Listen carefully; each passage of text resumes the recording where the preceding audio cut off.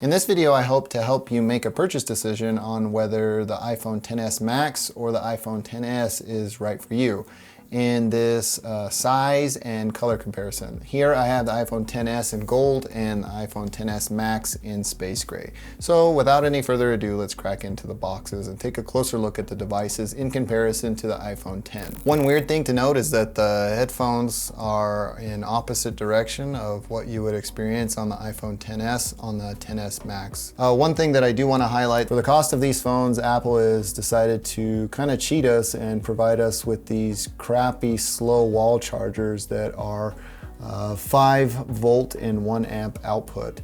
So they take in 5 volts and output at 1 amp. So that's going to take forever to charge your phone.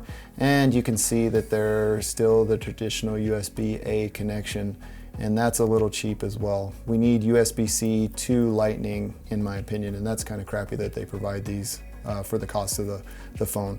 It's kind of my fault because I'm the sucker that bought these devices, but if you're in the market, just know that you're probably going to want to invest in a fast charging solution. Another thing that is quite the disappointment is that they are no longer including the $9 Lightning to 3.5 millimeter headphone jack. As you can see, there is nothing included.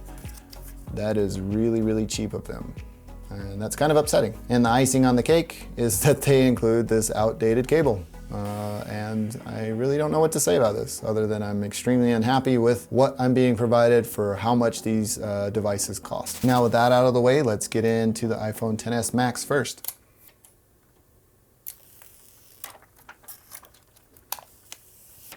So as you can see, there is not much difference in footprint size. So if you have medium to large hands, the iPhone XS Max is probably going to be the perfect size for you.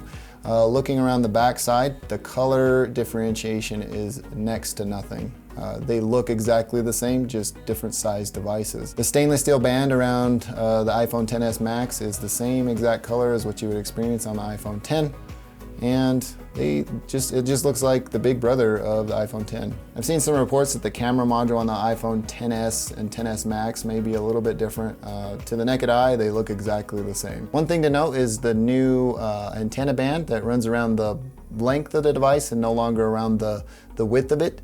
And you can see that it kind of messes with the asymmetrical design from the iPhone X to the iPhone XS Max. It looks a little different, but I'm willing to sacrifice design for functionality, and it's supposed to be a better connection to LTE, and I'm all for it as long as it's better. Now getting into the gold. Now guys, the gold is quite phenomenal in person. It just looks freaking fantastic. It is so good looking that I would consider rocking this device because it's such a muted blush gold on this end, but it blends so well with the stainless steel band around the edges. And the stainless steel band around the edges of the gold iPhone XS just really scream high quality. With the color, you can see that this gold just looks absolutely phenomenal. So let's look at it in comparison to the iPhone X.